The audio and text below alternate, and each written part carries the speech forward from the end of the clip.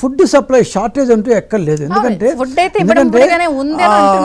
మేఘా వాళ్ళు 1.5 లక్ష ప్యాకెట్ తయారు చేస్తున్నారు, దివీస్ వాళ్ళు దాదాపు 2.5 lakh ప్యాకెట్స్ తయారు చేస్తున్నారు. అండ్ ప్రతి జిల్లా నుంచి 50,000 వస్తుంది.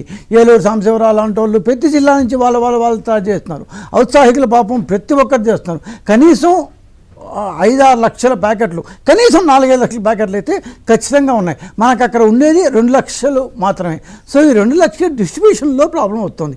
ఎక్కడ ప్రాబ్లం వస్తుందంటే సందులోకి పోవట్లేదు. ఈ సందుల లోపలికి పోయేది ఎక్కడెక్కడో ఉండాలి.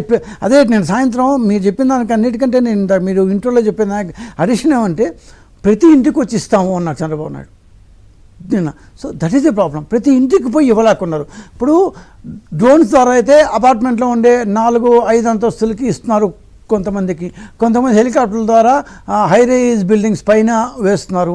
సో ఇట్లాంటివి జరుగుతున్నాయి, కానీ అది ఫ్యూ అండ్ ఫార్ బిట్వీన్. ఎందుకంటే లోపలికి పోయి సందులు కొంది ఇప్పుడు 1 టౌన్ కావచ్చు, లేకపోతే న్యూ రాజరాజేశ్వరిపేట కావచ్చు, లేకపోతే సింగనగర్ కావచ్చు, ఇవన్నీ డెన్సిటీ ఎక్కువ ఉండే చాలా క్లోజ్గా ఉంటాయి అన్నమాట. ఇవన్నీ ఏదో 4 లైన్ రోడ్లో 6 లైన్ రోడ్ మధ్యలో లేవు. It's a thick urban conglomerate అన్నమాట, ఫుల్ ఉన్నాయి. సో ప్రతి సందులో, ప్రతి గొంతులో, ప్రతి గల్లీలో లోపలికి పోయి ప్రతి ఇంటికి పోతేనే మనం కవర్ చేయగలం. సో అట్లాంటి ఇది వచ్చినప్పుడు అయిపోయినాయనో, లేకపోతే ఇప్పుడు ముఖ్యమంత్రిగా లేకపోతే మంత్రులకో ఎమ్మెల్యేలకో మా పార్టీ వాళ్ళకో ఇంకొకరికో ఉన్నంత ప్యాషను మిగతా మామూలు ఉద్యోగులకు ఉండట్లేదు. మీరు ఇందాక చెప్పిందంతా ఒకటే ప్యాషన్. ఆ ఉద్యోగులకి ఆ ప్యాషన్ అనేది ఎక్కడో మిస్ అవుతుంది. అందరూ ఉద్యోగులు లేరు, ఎందుకంటే కనీసం 70% చేస్తున్నారు కాబట్టి ఈ మాత్రం బాగా వచ్చింది. లేకపోతే ఏమీ జరగదు. మన ఉద్యోగులు ఎవరు చేయట్లేదు అన్నా కూడా భావ్యంగానే కాదు. ఒక 20%. కాకపోతే ఇక్కడ ఏంటంటే లాస్ట్ మైల్ అంటాం కదా, నిన్న దాన్ని చంద్రబాబు గారు చాలాసేపు చెప్తున్నారు ఈ మాట, లాస్ట్ మైల్ రీచింగ్ అని. ఎక్కడ ప్రాబ్లం వస్తుందంటే ఫెర్రీ దగ్గర, దూరంగా ఉంది ఫెర్రీ. అక్కడికి పోయేటప్పుడు ఇక్కడి నుంచి స్టార్ట్ అయ్యేప్పటికి అక్కడ పోయేప్పటికి ఆహార ప్యాకెట్లు పూర్తయిపోతున్నాయి. పాల ప్యాకెట్లు ఇళ్లల్లో యువకులు కొద్దిగా మగవాళ్ళు వీళ్ళు ఉన్నవాళ్ళు బయటికి పోయి తెచ్చుకుంటున్నారు. లేని వాళ్ళు కొద్దిగా వృద్ధులు ఉన్న చోట ఏమవుతుందంటే బయటికి పోయి పాల ప్యాకెట్ తెచ్చుకోలేకపోతారు. పాల ప్యాకెట్లు వస్తున్నాయి, పాల ప్యాకెట్ షార్టేజ్ ఏం లేదు. కాకపోతే అది హ్యూమన్ టెండెన్సీ. బట్ ఇవన్నీ చెప్పిన తర్వాత మేము బ్రహ్మాండంగా చేసేస్తున్నాం, దాన్ని 100% రీచ్ అవుతాం సమర్థించుకోవట్లేదు. బట్ ఇక్కడ ప్రాబ్లం అంటే ఒక రోజు అయితే ఈజీ చేసేవచ్చు, 2 రోజులు చేసేవచ్చు, 3 రోజులు చేసేవచ్చు. This is going to be 4th day. బహుశా రేపటికి కూడా ఉంటుంది. ఎందుకంటే విమర్శలు వస్తున్నప్పుడు ఇది మీకు నెగటివ్ కదా అమ్మా. ఇక్కడ పాజిటివ్ నెగటివ్ అని కాదమ్మా, మనకు కష్టాల్లో ఉన్నప్పుడు బయట ప్రొజెక్షన్ చేయట్లేదు, రావట్లేదు, చెందట్లేదు. ఇక్కడ మనం దీంట్లో నుంచి ఏదో మైలేజ్ తీసుకునేసి రాజకీయంగా ఏదో మేము బాగుపడిపోవాలి అనే ఉద్దేశం మాకు లేనే లేదు. అంత మైలేజ్ తీసుకోవాలని ఉండుంటే చంద్రబాబు నాయుడు 4 రోజుల నుంచి మోకాలు పైన నీటిలో ఆయన పోవాల్సిన అవసరం లేదు. ఇంకో విధంగా చేస్తుండొచ్చు, రకరకాల మందిని దింపేసి. సో ఇక్కడ ఎక్కడైనా హ్యుమానిటీ అనే యాంగిల్ అనేది మెయిన్గా చూస్తాం. ఆ హ్యుమానిటీ అంటే మానవత్వం అనేది రావాలి. సో అందుకోసమని 4 రోజులు చేస్తాం. 5 రోజులు నిన్న రాత్రి కూడా భారీ వర్షం పడింది.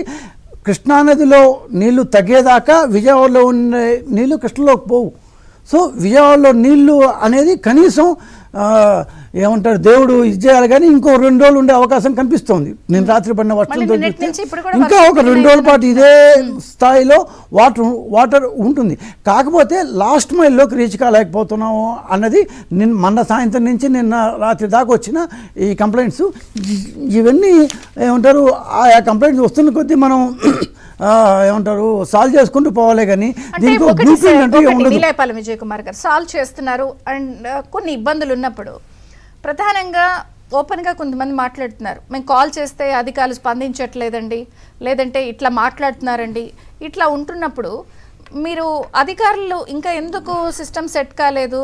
ఇప్పుడు ప్రభుత్వం రేపటికి వచ్చి 2 నెలల 22 రోజుల పైన అవుతుంది.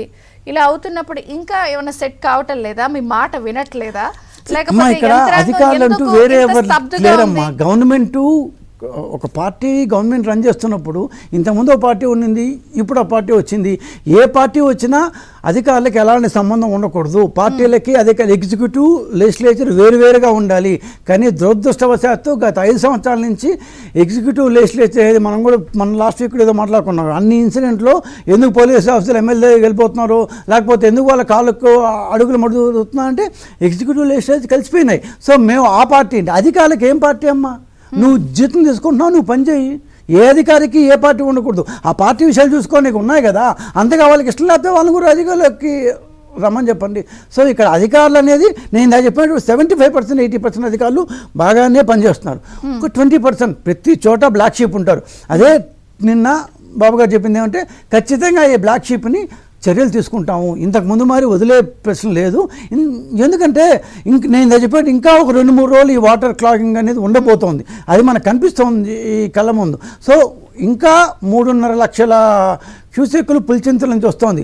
4 లక్షల క్యూసెక్లు శ్రీశైలం నుంచి వస్తుంది. నాగార్జున సాగర్ చేరిన రాత్రికి అక్కడి నుంచి అంటే ఈ 5 to 6 lakhs క్యూసెక్స్ అనేది మినిమం ఇంకొక 2-3